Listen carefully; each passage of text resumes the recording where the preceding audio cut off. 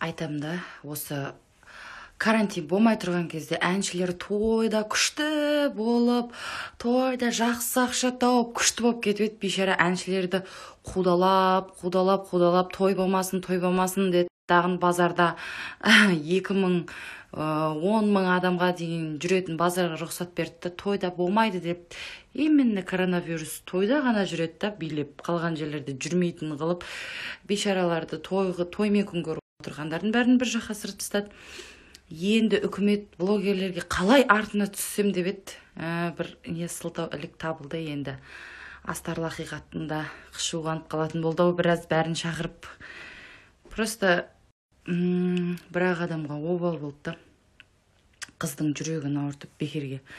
Отқан адамға миллион берген ғой. Енді арғарай шамалы күту керек еді. Кедейдің кербездігі деген бар ғой. Беріп тұрған нәрсеге қанағат қылмай, екесе алғысы келіп, өзінің абыройын түсіріп, өзгені де ит қылатын адамдарды айтады. Бұл жалғыз ол гифке қатысты емес, өмірде ондай адамдар өте көп кездеседі. Кейде мысалы менен ақша туып алып атады, біреулер сондай болады ғой. Именно көп мен неге ұтпаймын, мен постоянно өйтіп жатырмын ғой, сен деген әділ емессің деген адамдар емес, вообще комментарий жазбайтындар, сәттілік тілеймін деп жазған адамдар, қысқа ғана қайырған адамдар ұтады ғой постоянно. Соған қарап мен ойлаймын да кейде, адамның Алла пейіліне, ниетіне береді деп. Қиындық барлық адам басына түседі. Соны артын қудалап, бір-біріміздің артымызды ашып, главный бірімізді ішімнен, біріміз етімізді жегенді, өлтіреміз ғой, өлтіреміз.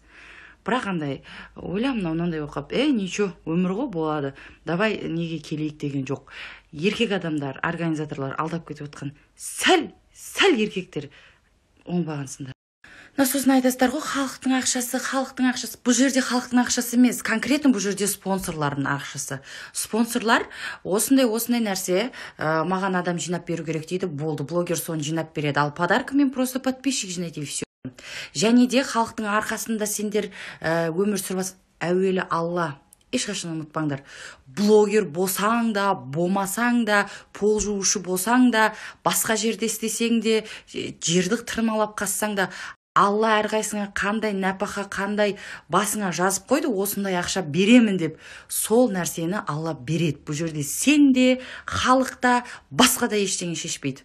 Просто қиындық, ол бәрінің басында болады. Мен көп проблемаларға вообще араласа бермейтін негізінде. Даже пәлем осы бізде бірдемесе не қылып жатыр деген кезде де көп араласпаймын. Блогерлерде, кейбіреулерінде осындай проблема болып жатыр десе де ешқайсына араласпаймын. Но просто кейде біздің елімізге, біздің адамдарымызға менің қарным ашады.